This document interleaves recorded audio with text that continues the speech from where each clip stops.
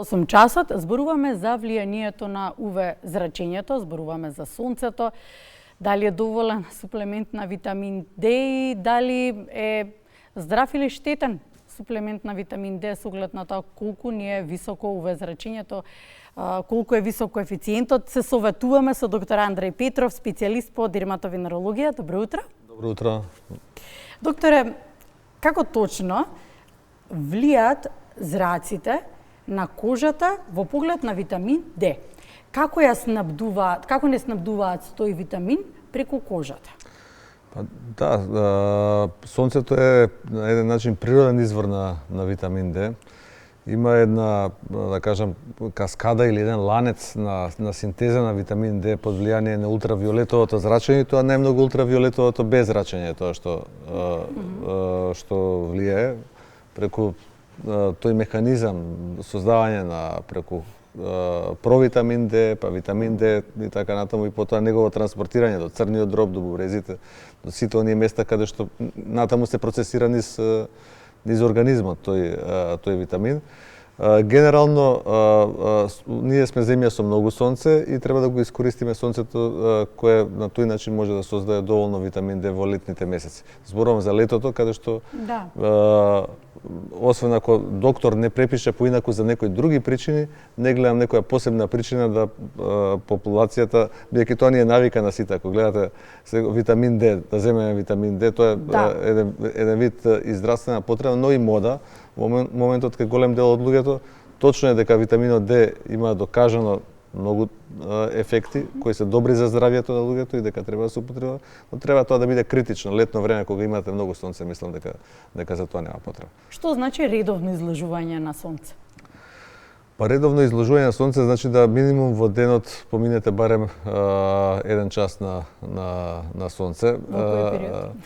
Ние не советуваме изложување на сонце кога е сонцето најако, од дерматолошки аспект, тогаш сонцето е и најштетно. Ако се испржите на сонце, не значи дека ефектот ќе биде подобар, тоа значи дека само ќе ги имате штетните ефекти на сонцето, кои исто така се бројни. Сонцето е лек и за некои болести, да речеме за псоријаза, сонцето е лек. На пациентите кои имаат псоријаза, им велиме изложувајте се на сонце, критично со употреба на заштитен фактор, но никогаш во текот на кога е сонцето највисоко директно над нас, кога е најтопло и кога може штетните ефекти да бидат многу големи. И се она што сакам да ве прашам е, можеби дали мит или вистина, често знам да слушнам дека сонцето кое што е на планина, планинското сонце, е појако од сонцето кое што е покрај море, езеро, вода и така натаму или во градски средини. Вистина ли е тоа? Вистина е заради тоа што тоа има врска со надморската височина. Кога одиме на планина, ние сме некаде некојаш на 2000, некојаш на 3000 метри надморска височина и влијанието на сонцето таму, разреденоста на воздухот, многу подиректно, поблиску сме до сонцето. Сите тие фактори влијаат да многу побрзо можеме да изгориме. И кога одите да речеме, често пати тоа кај скијачи се случува, знаат да изгорат и на облачно време, на минусни температури без многу сонце, заради тоа што сме многу по-директно и многу поблиску изложени до сонцето и заради квалитетот, карактеристиките на воздухот на висока надморска височина. Пред изложување на сонце, често знаете да кажете заштитен фактор, доволен ли е само тој? Па пред изложување на сонце, прво кожата треба да се припреми за изложување на сонце. Што значи тоа? Тоа значи дека прво треба да се направи, да речеме, некој скрап или некој пилинг, да се отстранат мртвите клетки пред да одите на сонце, кои се обично на изложените делови на сонце. И потоа да се кожата добро припреми и изхидрира, а кога се оди на сонце непосредно пред изложувањето на сонце, да се нанесе заштитен фактор за сонце. Тој заштитен фактор за сонце треба да е минимум 30. Меѓутоа, ние велиме на сите 50, заради тоа што кај нас и генерално тука каде што ние се движиме за одмор, најголем дел од луѓето во овој регион има многу сонце и тука треба да се и како кожата заштити од сонце, бидејќи доволно е само половина час без заштитен фактор на сонце за да изгорите. Таа минимална еритемна доза да ја примите и да изгорите. Дали таа големина на факторот значи заштита во минути? 30 минути, 50 минути. Тоа е уште еден мит или вистина кој што често знам да го слушнам. Заштитен си 50 минути. Не. Тоа е SPF, заштитен фактор, значи за сонце, кој да речеме помеѓу 50 и 100 разликата не е ниту 50 минути, ниту е овој другиот дупло подобар од осветка. Факторот 50 ги блокира некаде 96% од ултравиолетовите зраци.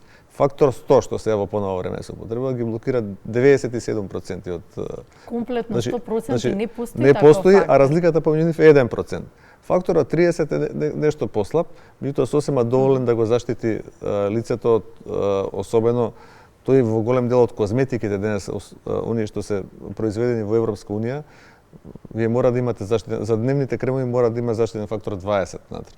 Не може да се продаде крем во Европска унија кој нема заштитен фактор 20. Па дури сега и во делот на козметиката Да, што се користи како, сакам да кажем, тука се нели естетските, во се е застапено таа нека заштита SP фактор кој што мора да постои. Добро, тоа значи дека ако и 97% е најголемата заштита, тоа значи дека сончевите зраци навистина се толку многу јаки што наоѓаат начин како да се протнат и во 97% заштита во нашето тело. Па тогаш прашањето е колку се здрави, колку се штетни и дали од нас зависи колку ќе бидат здрави, колку штетни. Најдобрата реченица е кажате од нас зависи колку ќе бидат здрави и колку ќе бидат штетни, бидејќи ако тоа го дозираме како што треба, може да имаме добар тен, може да бидеме, да се чувствуваме добро. Изложувањето на сонце ви прави да се чувствувате пријатно, да се чувствувате добро. Меѓутоа, ако не критично се изложувате на сонце, имате поголем ризик од рак на кожа. Кожата старе, може да се јават бројни промени на кожата кои се одредени преканцерози, друг тип на промени на кожата. Кожата се суши, станува многу сува под дејство на сонцето. Сега има работи на кои не можеме до крај да влијаеме, тоа е генетиката, генетскиот фактор. Одреден број на луѓе под влијание на сонцето и под натрешни хормонални влијанија развиваат флеки по кожата кои и одредени други промени на кожата, тоа се веќе работи на кои до крај не можеме да влијаеме. Меѓутоа, ако употребуваме заштитен фактор за сонце, можеме да ги редуцираме, да ги намалиме. Значи и со тоа да помогнеме да не би се јавиле во онаа количина во која би се јавиле ако се изложуваме директно без заштитен фактор на сонце. Убаво што ги споменавте флеките, темни кафени флеки, црвени точки е нешто што да речеме е честа појава по изложување на сонце. Дали тие треба да бидат очекувани, како да се третираат и дали се трајни? Дали во суштина треба да се вклучи црвен аларм доколку ги забележиме? Не, тие прво не се опасна работа, тоа е она што сакам да им го кажам на вашите гледачи. Најголем дел од тие се работи кои се естетски проблем и тој естетски проблем може да се коригира. Ние кај нас во нашата болница располагаме со машини кои тоа може да го коригираат, меѓутоа тоа не се прави во сред лето и не се прави веднаш после изложувањето на сонце. Обично пациентите ќе дојдат, докторе ми излегува вакви флеки, ајде да ги третираме. Треба тоа да се направи најчесто на есен, каде што со користење на тој Q-switch се нарекува NDR гласер, на мокна машина која на некој начин ги чисти тие флеки после сонцето што настануваат, можеме да помогнеме. Има и флеки кои потешко се отстрануваат, кај што ги третираме, меѓутоа тоа потешко како што е мелазмата, да речеме, на комплексна состојба со пигментација на лицето. Но во секој случај има и tekako добри методи денес и такви со машини, со техника, меѓутоа и со употреба на одредени кремови. Денес отиде многу напред ова естетска или козметска дерматологија и особено големите куќи, големите корпорации, тие 5-6 што се на светско ниво најголеми, инвестираа многу во овие кремови за чистење на флеки од лицето и навистина покажуваат многу добри резултати, така да тоа може да се коригира, а од црвените точки тоа се да не се секираат гледачи, тоа се банални промени кои едноставно со ласер или со радиобранова хирургија, тоа се со мал допир на тие мали крвни садови, на тие пукнати капилари, обично се решава проблемот за неколку секунди. Докторе, ќе прашам директно, вие сте доктор од стариот ков, како што се вели, ја знаете и базата и основата, но ги следите и трендовите и се она што се случува во Ја споминавте и естетската дерматологија. Колку таа ви го олеснува секојдневието и дали можеби со оглед на тоа дека порано не било така, денеска се олеснети работите, ви е потешко или полесно да излезете од конвенционалното лекување, нешто што книгата го пишува, нешто што сте го учеле, стои запишано? Не, прво вака да ви кажам, мислам дека е точно е дека многу напредна естетската дерматологија, меѓутоа ако гледате еден добар успешен доктор кој работи естетска дерматологија, сепак 90% од пациентите му се класична конвенционална дерматологија. Значи тоа е тоа е на светско ниво тренд. Значи погрешен е впечатокот дека можеме да работиме само ботокс, само филери, само лазери. Значи треба добар дерматолог треба да работи се.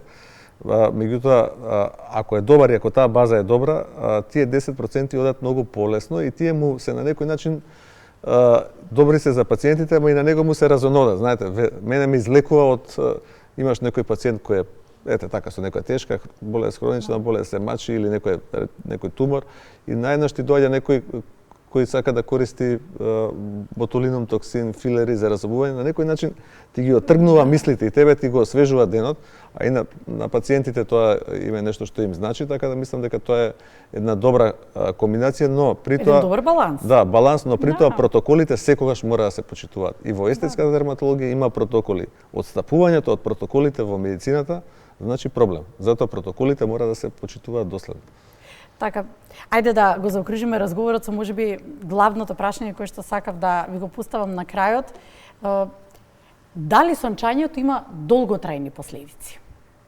Сончањето има долготрајни последици и ние денес знаеме, медицината има докажано дека меланомот, најопасниот тумор на кожата, е резултат на ексесивно на претерано изложување на сонце во детството, да речеме, една од причините е тоа, се смета дека е тоа, особено на млади години пациенти кои поминале низ изгореници од сонце. Сега кога тоа ќе го кажете, сите сме поминале низ тоа. Нема некој човек кој како дете не отишол некаде на плажа или не го однеле родителите и не изгорел на сонце. Да, не добил кисело млеко по кожата, тоа е нешто сите сме поминале. Меѓутоа тоа не треба да е постојано, не треба да е нешто што е често пати се случувало, затоа треба и децата и најмалите да ги измачкаме со заштитен фактор за сонце, да не изгорат на сонце, бидејќи тие последици знаат многу години после тоа да се јават.